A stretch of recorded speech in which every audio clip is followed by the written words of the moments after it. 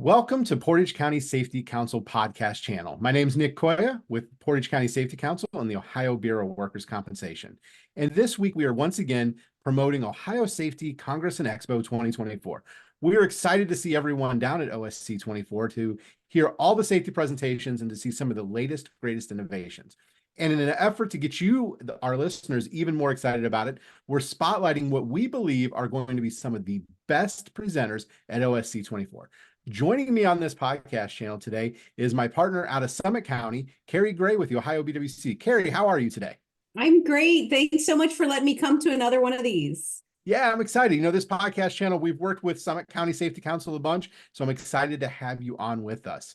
And we are actually talking about new drug trends threatening Ohio workplaces, and we have some really excellent presenters here today. So welcome to the show, Katie from Safex and Allison from Working Partners. Allison, tell us a little bit about yourself. Hi, yes. Hi, I'm Allison, and I'm a senior consultant with Working Partners, been around for over 30 plus years, founded to really specialize in all we do is drug-free workplace. We help companies to customize and implement both policies, including their testing, their assistance plans, and get them connected with other vendors that can help them have a safe and drug-free workplace. Awesome. And, you know, Katie, you were Safex. We do a lot of podcasts with Safex. Excellent company. Tell us a little bit about yourself. This is the first time I had the opportunity to meet with you. Yeah, hi. So I'm a drug-free workplace training consultant as well. Actually came from Working Partners, but over to Safex when they acquired drug-free workplace training and education last year. I'm trained as a licensed professional counselor, but I don't actually practice that. So I just provide training here in the organization with drug-free workplace and the training coordination for Safex in general. You know, drug-free workplace is a big thing across the whole U.S., but it's an even bigger buzzword here in the great state of Ohio right now. As we know, there's a lot of moving pieces happening with marijuana laws. There's a lot of pieces happening in the workplace. It's creating a lot of questions here in Ohio for our workforce, both the employees and the employers. As we talk about this, you know, tell me, what are we covering here at Ohio Safety Congress and Expo? Well, with the key trends, we're looking certainly at the marijuana and how things have been moving, certainly here in Ohio, as we all know, and a lot of our employers, we know, have operations in other states, and we know that the marijuana laws are a really diverse patchwork of how the law is written and what it says or not to employers. So certainly we want to look at that. We also, though, want to look at other key trends. Certainly we know that you know, for example, we hear so much about opiates and everything with marijuana, but actually some things a lot of folks don't have on their radar is what's been changing with cocaine and meth, with those overdose rates and that use going up. So we're going to be looking across all substances at our workshop. You know, Carrie, I don't know if you're hearing it in Summit County as much as we're hearing it here in Portage County, but there's so many questions about what we're going to do with drug-free workplace and what are we going to do with all these changing laws.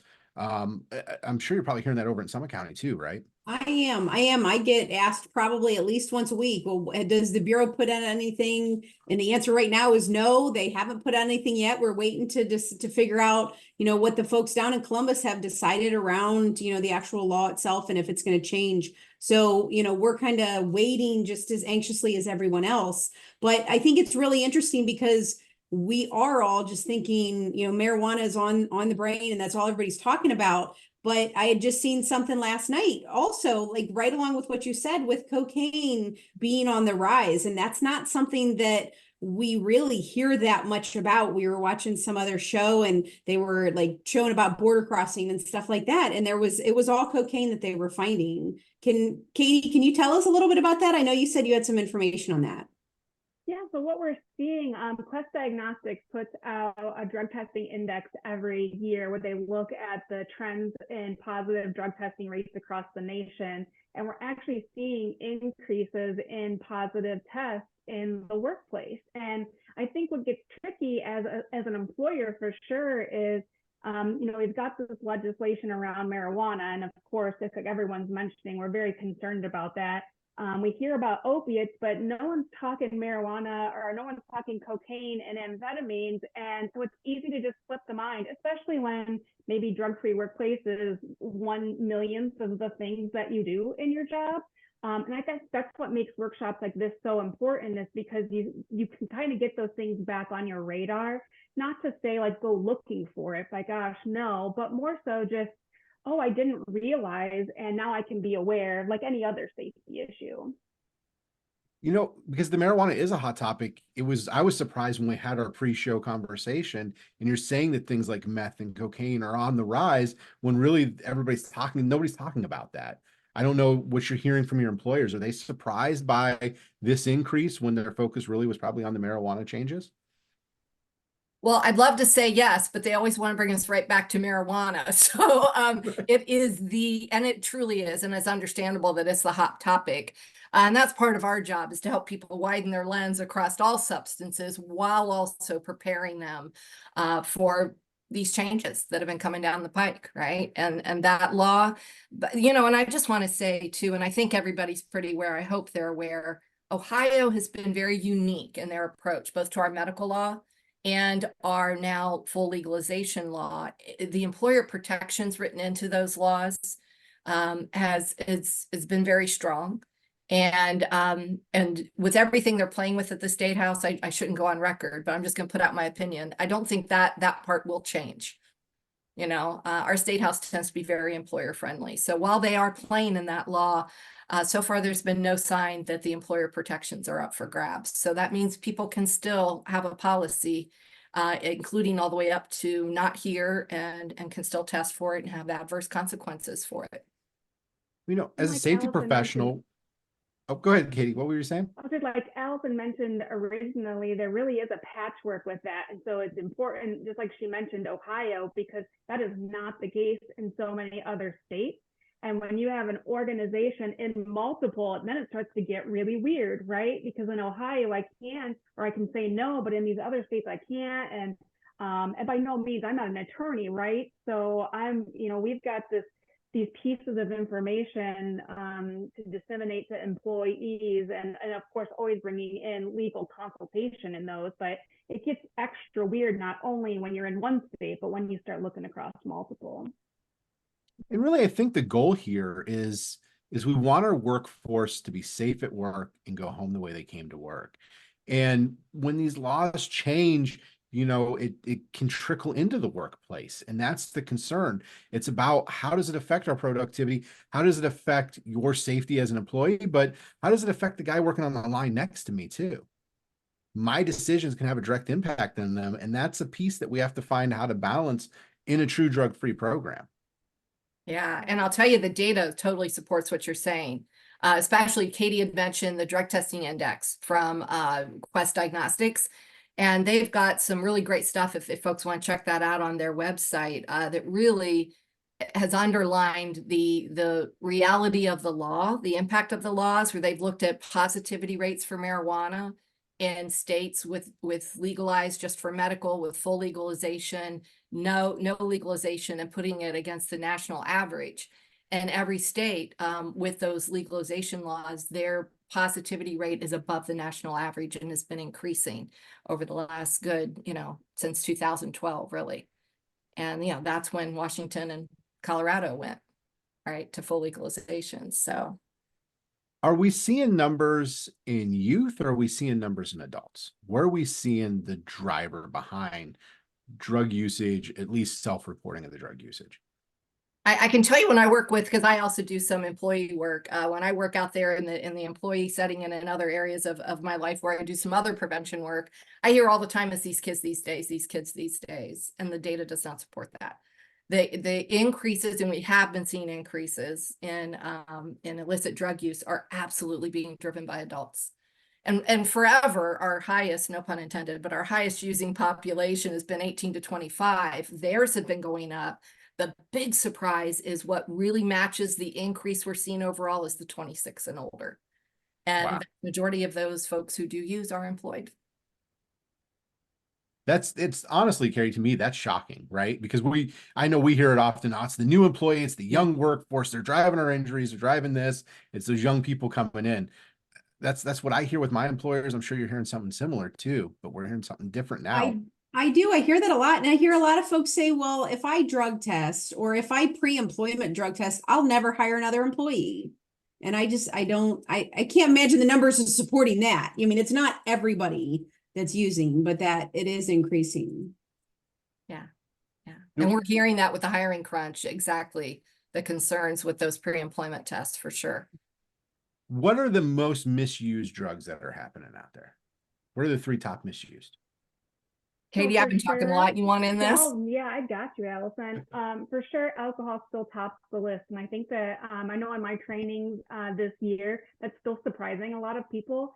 Marijuana, of course, and then our prescription medications are still the top 3. When we even look at the national survey on drug use and is it drug use and health? Yeah, that self-report survey, we see increases in alcohol use and binge drinking and heavy alcohol use. So it's still prominent out there and still being widely used. It just comes with a little bit of a different perspective than other substances for sure.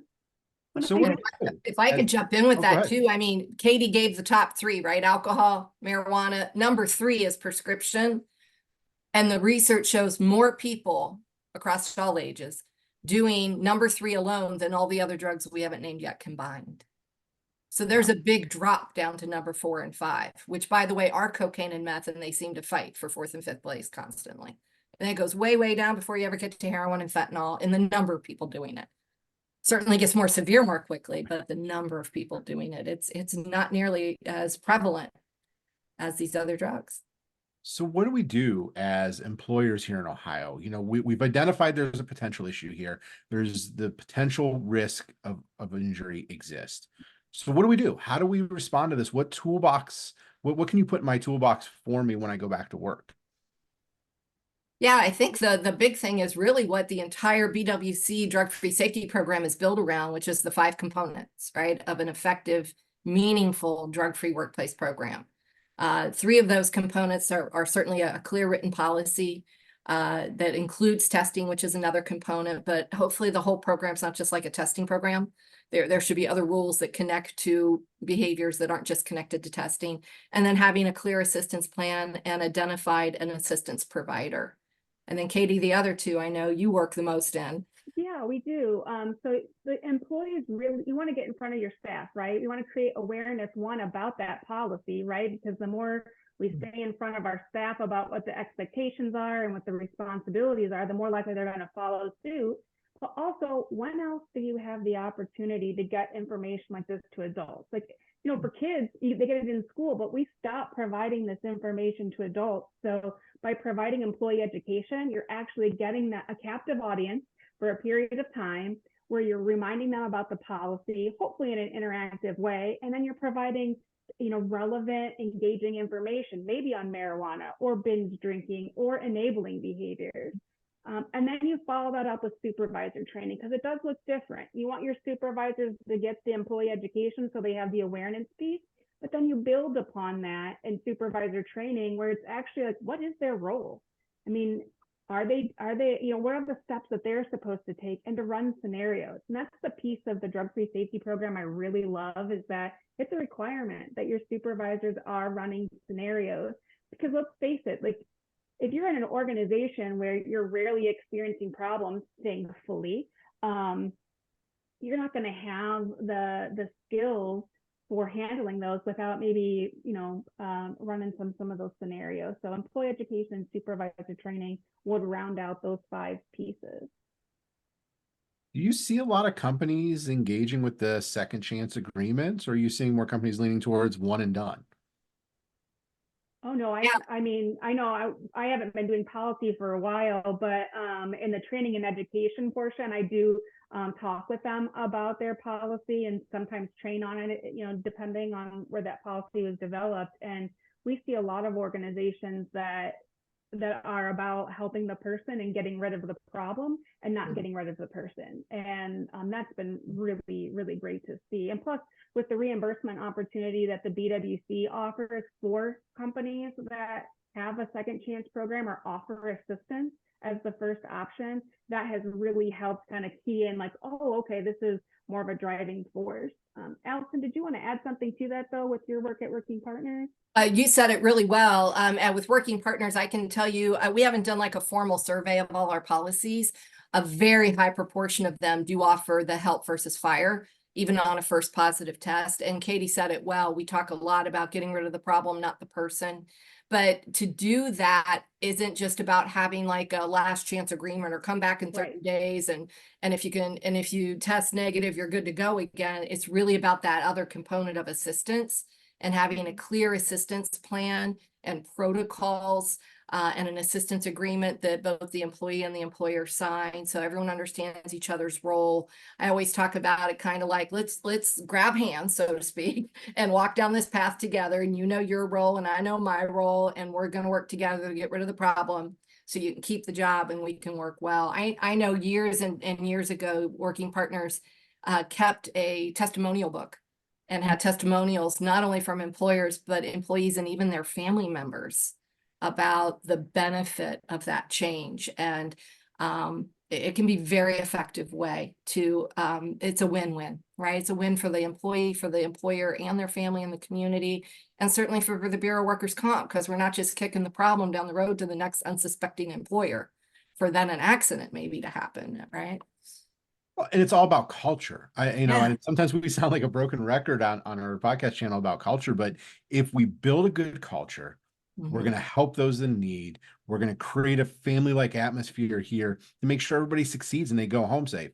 And I know, Carrie, you've talked about this too, that if you have a strong safety culture, you have a strong positive culture, what's the workplace look like, right? What are injuries like when we have that strong culture there?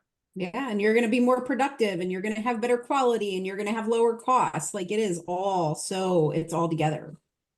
Yeah, and we have to find a way to build that culture in the organizations. And I think this is just another piece to building a strong safety culture as we move forward. So as we get ready to head down to Ohio Safety Congress Expo, we're all getting excited to be down there. We still got some time on our hands. We're going to start with you, Katie. What is one thing you want our listeners to go do before they get to Ohio Safety Congress? Look at what your training and education programs have looked like over the last couple of years and really identify opportunities to get in front of your staff and come learn about what that could look like with us in March. Yeah. Right. And Allison, what do you have them doing to get ready for Ohio State? I would add to that, if you're going to take that time to do employee education supervisor training, you don't want to waste the time. So I'm hoping that it's a real annual plan and not just jumping through a hoop to meet some requirement, that it's meaningful time like the work that Safex certainly provides out there. With my piece, I want them to review their policy, including their testing, including their corrective actions. Know that coming in the door, especially for the 3 workshops we're going to be presenting, because we're going to be asking them, what does your policy say? And if some folks, it surprisingly don't even know, right? So know what your policy says, know what your assistance plan looks like, get a sense where those gaps are, because when you come to the workshops at the Congress, you might be able to get those gaps filled. With this being an ever-changing field right now, things are changing day by day, it feels like, as we watch the news and see it unfold here in Ohio. Katie, if they need some help before Safety Congress, before they can get down there, how do they get a hold of you? What's the best way to reach out to you? Yeah, our website, safex.us, is a great opportunity for that. Within that, you can click our little contact us button, or you can give us a call. So we give you quite a few different opportunities for reaching out. And we've got a couple of people designated just to drug-free, so that we can help answer those questions. Perfect. And Allison, if they got questions on policy or they just want to reach out and work with you on some things, what's the best way to get a hold of you? Absolutely. Workingpartners.com is a nice one-stop shop. It's got a lot of good information about all our products or services, how to reach us. Certainly can call us with any question. Happy to try to help out. All right. Well, we're looking forward to seeing both of you down there. I know I'm going to be hopefully attending 1 or 2 of your workshops. I'm sure Carrie's going to be hopping in there also. Until we see everyone down at Ohio Safety Congress, I hope everyone stays safe out there, and we'll see you soon.